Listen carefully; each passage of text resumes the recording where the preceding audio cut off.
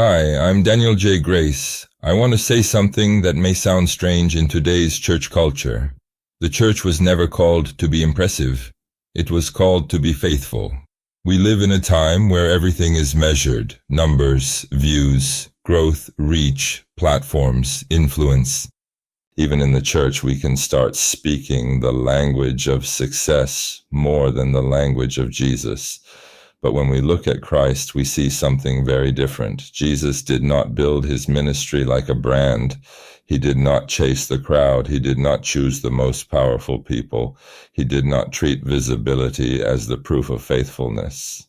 In fact, many times when the crowd wanted to make him impressive, he withdrew. That should make us think, because the heart of Christianity is not spectacle. It is holiness. It is love. It is obedience. It is the quiet, costly faithfulness of following Jesus when no one is clapping. Before Jesus preached publicly, he lived hiddenly.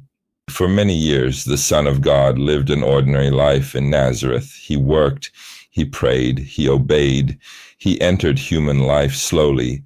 God was not embarrassed by hidden faithfulness, but sometimes we are. We want fast results. We want visible fruit. We want proof that what we are doing matters. And because of that, churches can become anxious. Prayer becomes a tool for productivity. Worship becomes atmosphere. Discipleship becomes content. Ministry becomes performance. And Jesus becomes useful to our plans instead of Lord over them. But Jesus shows us another way. In John's Gospel before the cross, Jesus takes a towel, pours water into a basin, and washes his disciples' feet. No stage, no applause, no spotlight, just the humility of God kneeling before weak and confused people. That is the shape of Christian greatness. The church does not need more religious performance. It needs more Christ-like love. The tired pastor matters. The old woman praying quietly matters. The person setting up chairs matters. The hidden act of forgiveness matters. The small visit to the lonely matters. These things may never trend, but heaven sees them, and heaven is not bored.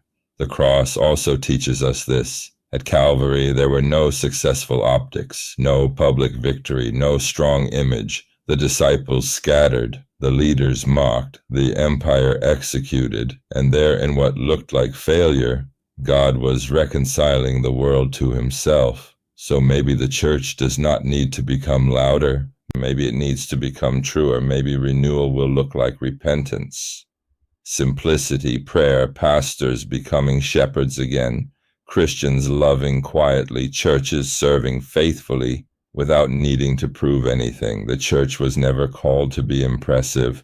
It was called to be holy. It was called to love. It was called to follow Jesus.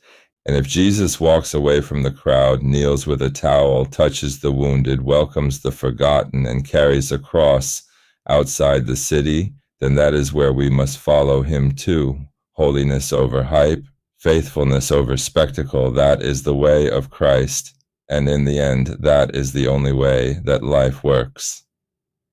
Thank you for listening. I'm Daniel J. Grace. You can read the full article on my Substack.